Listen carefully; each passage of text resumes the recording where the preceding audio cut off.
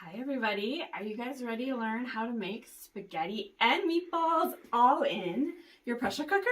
You're not going to believe how easy and quick it is, and it is one of our favorite recipes to make at least once a week. I would probably eat it almost every night, but no. So all you need is a box of spaghetti, a bag of frozen meatballs, a jar of sauce, and then you'll want some water. You're gonna fill up the jar after it's empty. So you just take the meatballs and you dump them in. And then you take your spaghetti. Uh-oh, getting away from me. You're gonna wanna break them up at least in half.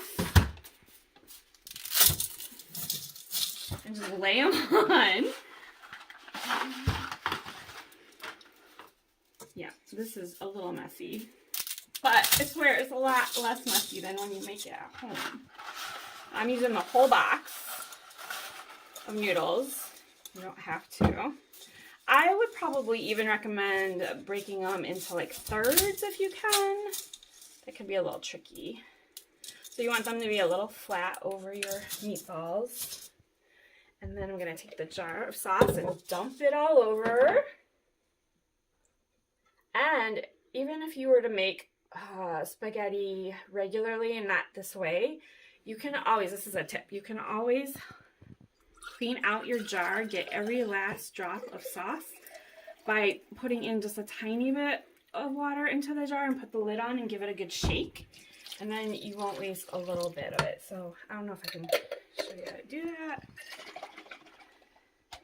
but I want a whole jar of water for this.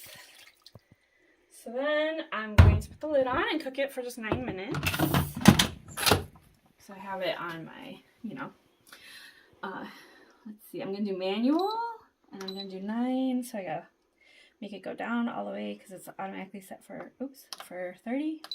Okay, so then now that it's set, the vent is set for airtight.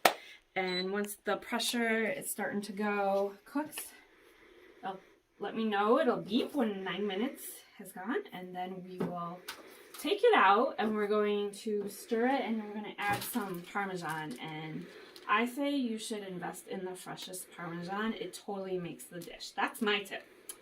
Meet you back soon.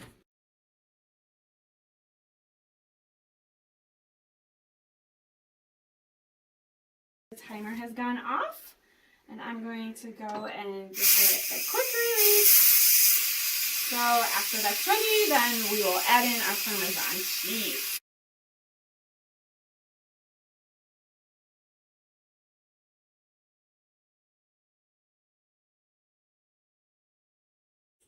Alright, so now that the pressure has been released quickly, we're going to open the lid, let the water drain inside it, and now I'm going to go and put in a little bit of parm and give it a stir because I want to kind of get the noodles to separate. They will be stuck together usually. There's some that are, and the more you stir, the more they will break apart.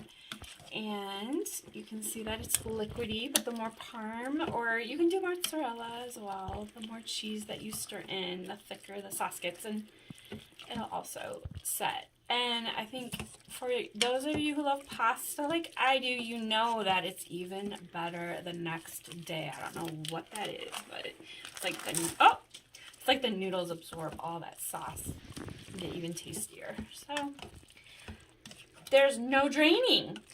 It all just cooked all in at once. You got your meatballs, you got your noodles, and you can put in whatever cheese you want. But yeah, if you're gonna feed kids, they might not like the little clumped noodle parts together, but just keep stirring.